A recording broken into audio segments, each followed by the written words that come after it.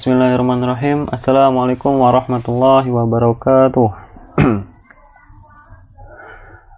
Gimana kabar kalian? Semoga kita semua senantiasa diberikan kesehatan oleh Allah Subhanahu wa Ta'ala. Kita pun berdoa kepada Allah agar wabah ini segera berakhir, agar kita bisa belajar normal kembali, bisa bersekolah normal kembali, dan bisa beraktivitas normal kembali.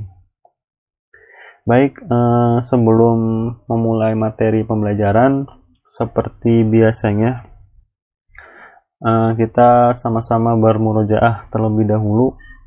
Adapun untuk pagi hari ini, surat yang kita baca adalah surat Al-Zalzalah. Bismillahirrahmanirrahim.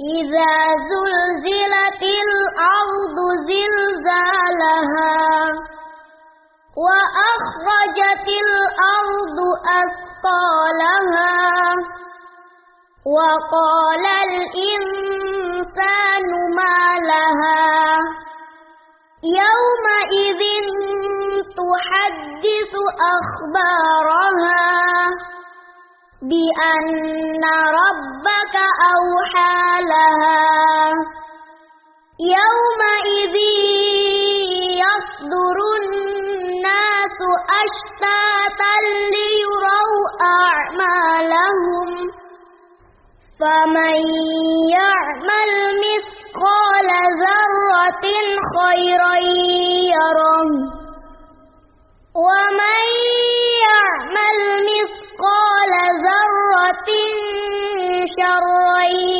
يَرَهُ.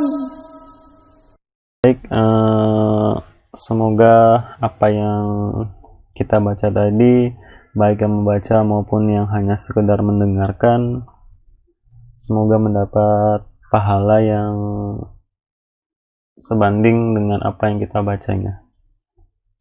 Baik, langsung saja. Untuk pertemuan kali ini, kita akan membahas tentang jenis-jenis animasi berdasarkan teknik pembuatannya. Jenis animasi menurut Antonius Rahmat di tahun 2005, jenis animasi itu dibagi menjadi 8 jenis berdasarkan teknik pembuatannya. Yang pertama adalah ada animasi cel, kemudian animasi frame, animasi sprite, animasi pad, animasi spline, animasi vektor, animasi clay atau clay animation, dan animasi karakter atau karakter animasi. Nanti akan saya jelaskan satu persatu terkait dengan apa itu animasi cel sampai dengan animasi karakter. Yang pertama adalah animasi cel. Animasi cel ini animasi yang sangat jadul sekali, sangat dulu.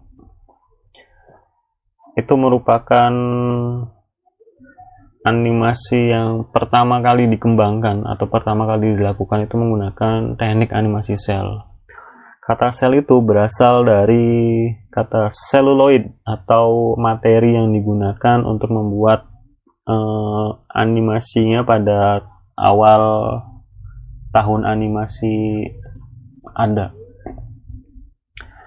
Animasi sel itu biasanya merupakan lembaran-lembaran yang berbentuk animasi tunggal, dan masing-masing sel itu merupakan bagian yang terpisah, misalnya objek dengan latar belakang sehingga bisa saling bergerak mandiri atau sendiri.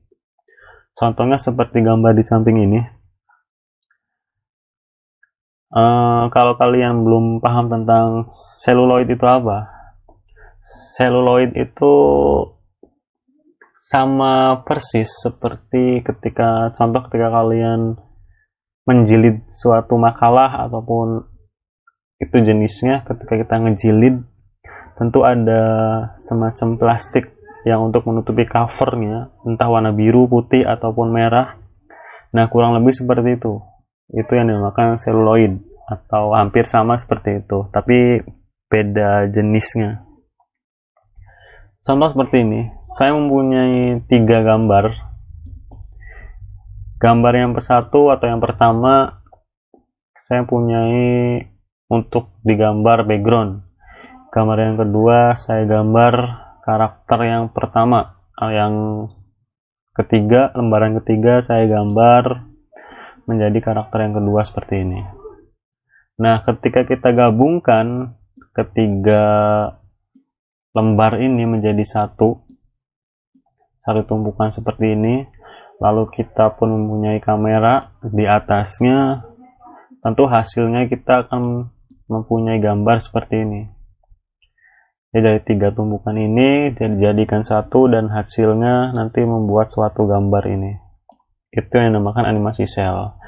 Kalau kita ingin menggerakin objek atau karakter yang pertama ini, tentu yang harus kita gerakan adalah si tumpukan yang kedua ini yang harus digerakkan. Entah diganti kertasnya, lalu ketika udah diganti difoto lagi, kemudian diganti difoto lagi, sampai seperti itu. Itu yang dinamakan animasi sel. Kemudian yang kedua, ada animasi frame. Apa itu animasi frame? Animasi frame itu animasi yang paling sederhana bentuknya. Contoh simpelnya itu, atau yang biasa kita temukan sehari-hari saat kita membuka gambar yang berbeda gerakannya atau berbeda gambarnya pada tepian buku, di ujung buku, lalu kita buka buku tersebut dengan jempol secara cepat, maka gambar akan terlihat seolah-olah bergerak. Nah, itu yang dinamakan animasi frame. Nah, pergerakan animasi itu dihitung seberapa banyaknya frame yang dapat diputar dalam setiap detiknya, atau biasa disebut dengan FPS, frame per second, atau frame per detik. Nah, biasanya semakin banyak frame yang kita gunakan, tentu hasil animasinya pun semakin smooth, semakin halus. Dan ketika kita sedikit menggunakan frame-nya, tentu animasi yang kita hasilkan akan menjadi kaku gerakannya. Jadi itu perbedaannya ketika kita menggunakan FPS yang sedikit ataupun FPS yang banyak. Nah, untuk animasi 2 dimensi sendiri, produsen animasi biasanya menggunakan dari 12 sampai 24 FPS atau frame per second. Sedangkan untuk animasi 3 dimensi, produsen animasi biasa menggunakan di angka 24. Tentu harus lebih banyak frame-nya daripada animasi 2 dimensi. 25, 29, 30 FPS untuk animasi 3 dimensi. Nah, ini ada sedikit contoh tentang apa itu animasi frame. Contoh, saya mempunyai 11 gambar. Dari gambar yang pertama sampai dengan gambar yang terakhir yang ke-11. Nah, dari gambar kedua ini, contoh yang 1 dan yang ke-11 ini, saya ingin membuat suatu gerakan seolah-olah gerakan pertamanya seperti ini dan gerakan keduanya seperti ini. Seolah-olah si objek ini sedang melompat lalu turun lagi. Nah, tentu kita harus mempunyai gambar kunci yang disebut adalah keyframe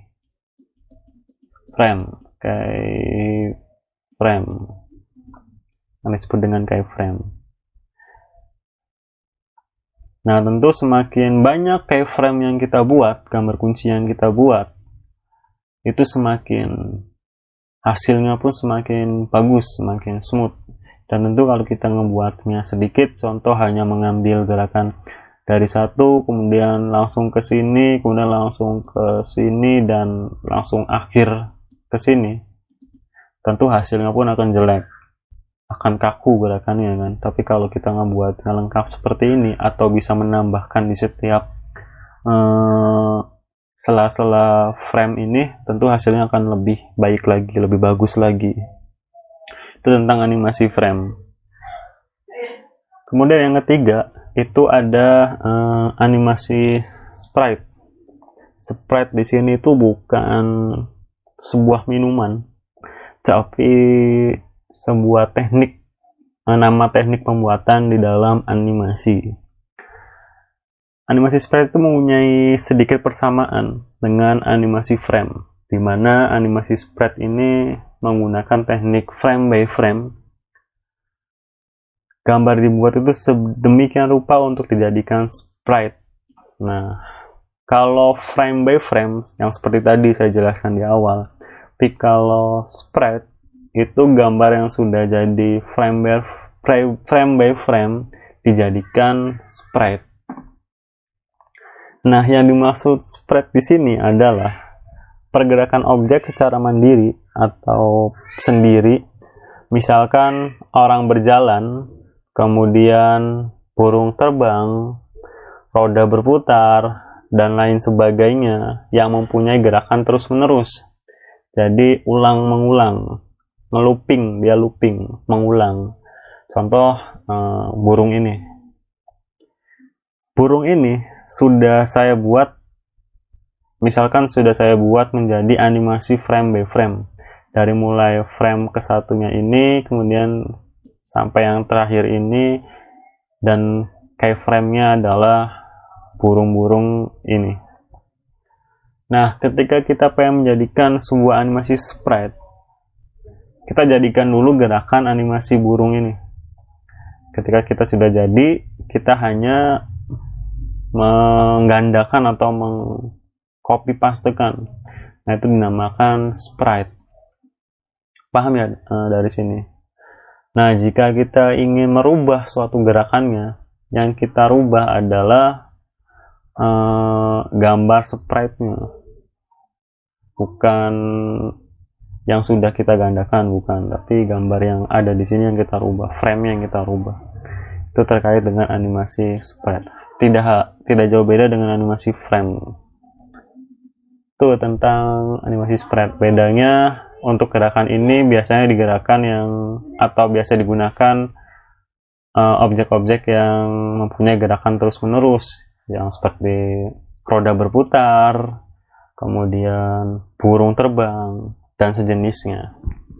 Orang berjalan itu bisa, tapi kadang kalau orang berjalan ada gerakan yang lain, mungkin orang berjalannya speednya bertambah, kecepatannya bertambah, kemudian atau orang jalannya berhenti dan lain sebagainya, itu bisa digunakan di animasi sprite. Kemudian yang keempat itu ada animasi pet. Nah, animasi pet ini adalah animasi dari objek yang bergerak sepanjang garis lurus kurva yang ditentukan sebagai lintasan. Artinya animasi pet ini mempunyai suatu lintasannya. Contohnya dalam pembuatan animasi kereta api, pesawat terbang, burung, dan lainnya yang memerlukan lintasan gerakan tertentu. Artinya animasi pet ini kita harus mempunyai lintasan ketika ingin menggerakkan suatu objeknya. Nah, pada kebanyakan kasus animasi pet dilakukan juga efek looping, pengulangan, yang membuat gerakan pet terjadi terus-menerus. Jadi ngelooping, seperti halnya tadi animasi sprite. Dan untuk lebih menarik, animasi pet biasanya dipadukan dengan animasi sprite supaya objek bisa terlihat berinteraksi dan berpindah. Nah, ketika kita sudah mempunyai animasi sprite, animasi tadi contoh burung, burungnya kita belum gerakkan tuh, hanya kepakan sayapnya doang, kepakan sayap burungnya saja, tapi belum jalan tuh si burung. Kita bisa gerakan menggunakan animasi pet. Kita buat lintasan, mau kemana burung itu, habis dari sini kita kemanapun bisa menambahkan pets-petsnya. Nah, itu yang dinamakan animasi pets. Oke, itu ya tentang animasi pet. Cukup paham ya tentang animasi pets? Yang kelima selanjutnya ada animasi spline. Nah, animasi spline ini merupakan representasi matematis dari sebuah kurva, sehingga gerakan objek tidak hanya mengikuti garis lurus, namun juga berbentuk kurva. Sama halnya seperti animasi sprite tadi, animasi ini juga mengikuti pola lintasan apa yang ingin kita buat. Contoh pantulan bola. Tentu ketika pantulan bola itu tidak mungkin dia garisnya itu lurus, tidak mungkin. Pasti berkelok-kelok. Seperti ini contohnya. Dari sini mantul ke sini, kemudian mantul ke sini sampai ke bawah. Itu pantulan bola. Tentu tidak lurus. Kalaupun kita menggunakan lurus atau animasi sprite, itu pasti terjadi kaku pantulan bolanya. Dan tidak smooth pergerakannya. Nanti ini bakal dibahas lanjut ke jenis-jenis atau 12 prinsip dasar animasi itu, termasuk pergerakan-pergerakan objek itu yang baik seperti apa, itu ada di 12 prinsip dasar animasi. Selanjutnya yang keenam itu ada animasi vektor. Mungkin masih inget ya, ketika kelas 10 perbedaan raster dan vektor, kemudian apa yang maksud dengan vektor, itu mungkin udah pada tahu, sudah paham. Vektor itu merupakan garis yang memiliki ujung, pangkal, arah, dan panjang. Nah, animasi vektor ini sama dengan animasi sprite. Namun, animasi sprite menggunakan bitmap atau raster, sedangkan animasi vektor menggunakan rumus matematis untuk menggambarkan sprite-nya. Jadi kalau hanya beda ini saja, beda cara penggambarannya saja. Mungkin zaman dulu masih menggunakan raster, bitmap yang gambarnya contoh seperti ini ya, pecah-pecah. Kayak contohnya mungkin beberapa animasi zaman dahulu yang gambarnya masih pecah seperti ini. Mungkin sekarang sudah menggunakan animasi vektor yang gambarnya kualitasnya jauh lebih baik ketimbang raster. Jadi itu ini beda cara teknik penggambarannya saja untuk animasi vektor.